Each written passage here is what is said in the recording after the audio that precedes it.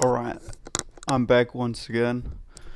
I hope you will enjoy this video about the worlds that is coming up for the League of Legends scene, pro scene. And I would start off by saying that I think the level of competition has risen to maybe not a new height, at least for the Western scene, but I think there's a chance that the top teams from those regions, from the Western regions, can do something this year. Since I've seen not a decaying trend, but at least I think it's so vital that the stupid meta shift where there's so much early focus on tower, unless somebody brings up a new kind of meta of how you do lanes, or if you change around or do early pushes in one lane, or basically do a level 3 gank, or force out teleports and such, because early pressure is so vital. But yeah, let's start off by saying Group A, we got the Tigers, we got G2, we got CLG, and Albus Nox. Uh, this could be a kind of a really silly group, because either G2 shows up alongside with CLG, or this is going to be a messy group. This could be a disastrous group to watch, because Rocks Tigers are perfect for this meta. G2 also very capable of doing something, unless they are not feeling well on the big scene. CLG, on the other hand, I'm really not favoring them that much at the moment, since I think this new meta environment doesn't fit them. But some of the champions does a little bit, but it's not the kind of style I'm used to see CLG playing. Albus Nox, I got no expectation for them. They can do basically whatever they want.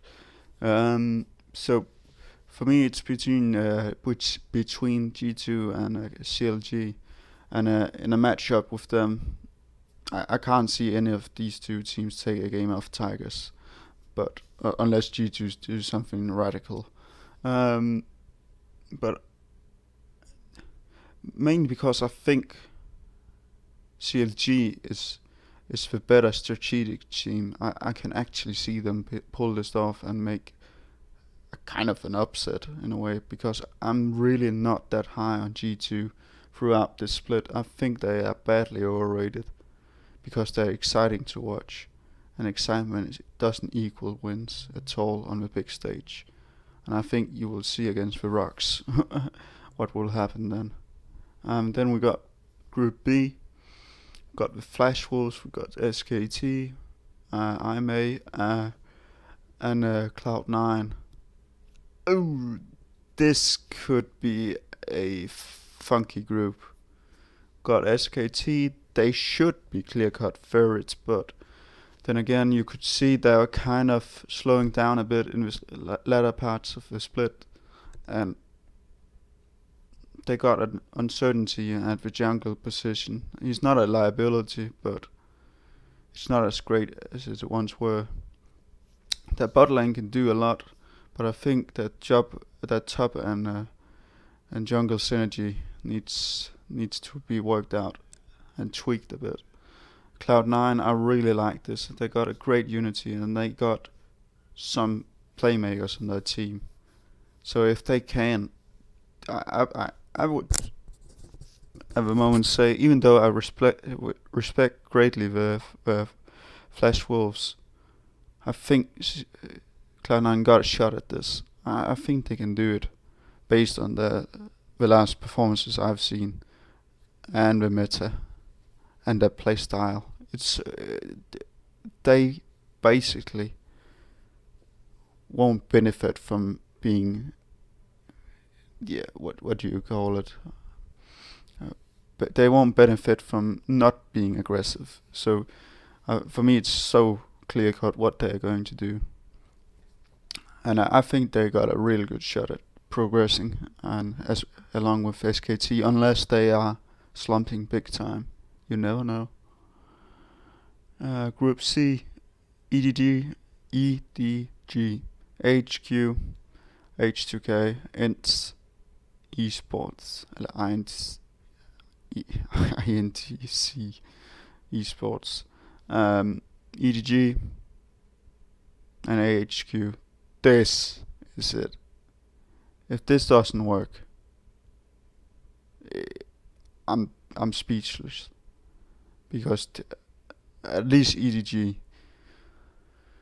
China got so much to prove in this world, and the meta is not far from perfect for them. They basically have to snowball this early game, and as well, the late game team fighting they can do perfectly fine. They they can't afford to slip up in the mid game, and I think HQ they've looked great, but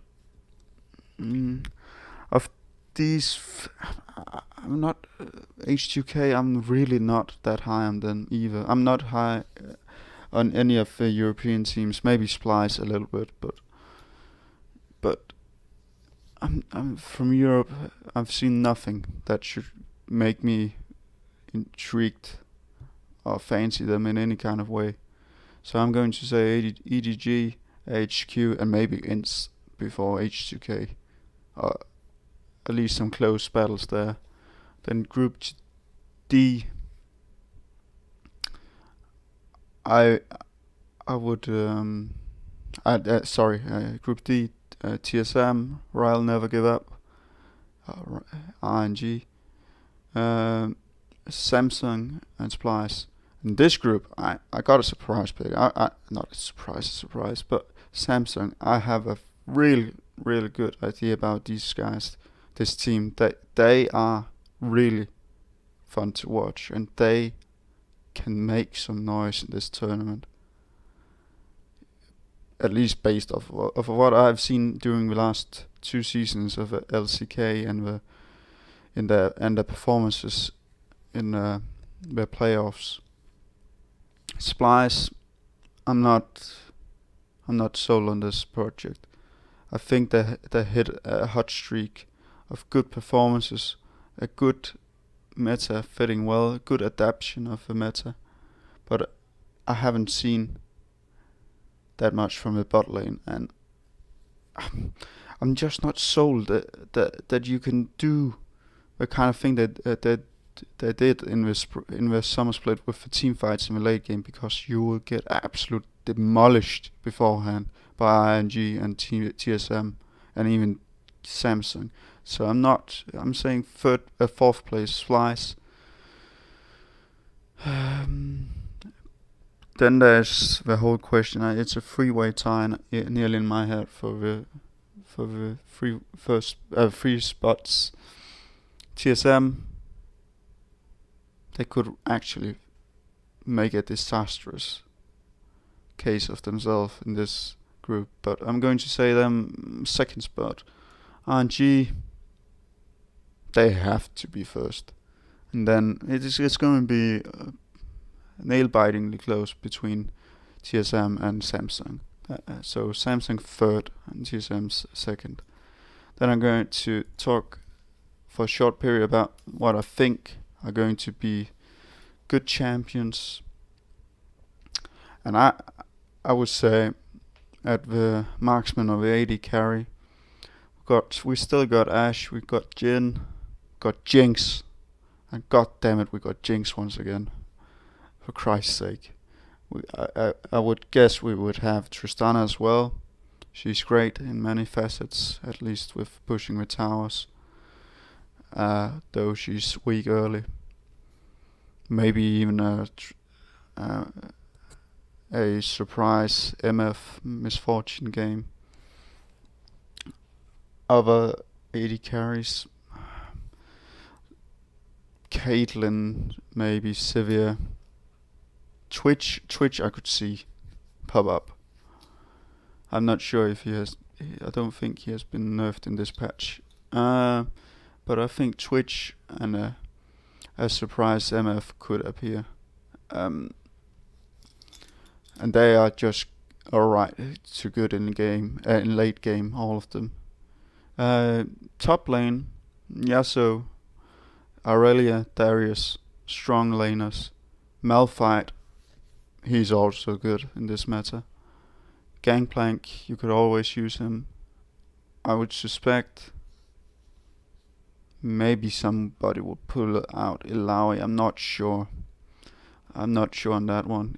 Kennen, you could see. Akali, maybe. A Rumble as well. It's not a bad pickup. Somebody could also play Pantheon. I'm almost sure somebody would pull him off. Nautilus could also be seen. Kled for certainty. And the most of these champions got to have some kind of impact either in the lane or in the team fights or have global presence. And those who have a lot of presence in those categories are the best, in my opinion. So I would say Malphite, he's great. He's a rock in all aspects. Pantheon, I like him a lot. Rumble as well. Kled and Nautilus as well. It's really great champions. Ilaoi as well. Not as good with a wide pressure, but it's alright. Supports, we still got Soraka, Sona, and Janna. So it's range support, still sustainability. But I think Taric, he should be there up as well. Leona. Braum, always Braum. He's always good to at least ensure that you don't get shoved in that much with a shield. He's good in team fights. Let me just think for just 2 seconds. I'm not sure about Alistar, where he is at the moment in the meta. I'm not feeling him at the moment. So, but yeah, I would suspect as well Tahm Kench, but I'm not sure with the nerfs and such. But he's so strong anyway. He's so great in the laning phase. So I think Tahm Kench, you could always pick him, especially when you got Jinx. Oh my god, it's gonna be a repeat of last year. The meta there. Then we got the jungle. Got Vi. I've always wanted to see Vi. Always with a hard engaged, good early game. And just get in the face of the opponent. And make some noise. Make it happen early. And I can see Vi work out. Zac is also great in this state. He's a beast at the moment. We got Graves. He's also pretty good. Skarner, I wouldn't be surprised to see him. He's actually not that bad, though people would abuse him. Nidalee always. Anybody else? Maybe a surprise Wukong. Sejuani, I could see that as well. Some tankiness and engage. Olaf, Hecarim, maybe. Not sold on him. Lee Sin, he's good for the early game, but he's a liability in the late game. Elise for sure. Evelyn, whatever you call him, her for certainty will be played, and she's going to dominate this. If people pick her up right, or recognize how good she is in the meta, and how much pressure she brings on all the lanes when there's not a lane swap, Jesus Christ, she could be a monster in this situation. Then we got the mid lane. We got Vel'Koz, and we got Vel'Koz, we got Malzahar, we got Aurelion Sol, TF, Twisted Fate. We got, let me just think for a while. We got probably AP. What is he? called? Let me just. What is he called? Yeah, AP Echo. So we got Vel'Koz, Malta, Aurelion Sol, AP Echo, Twisted Fate probably. Maybe a Cillian somewhere. Victor, good burst. Karthus, nah, probably not. Cassiopeia for certainty, though she's not as strong as she once were.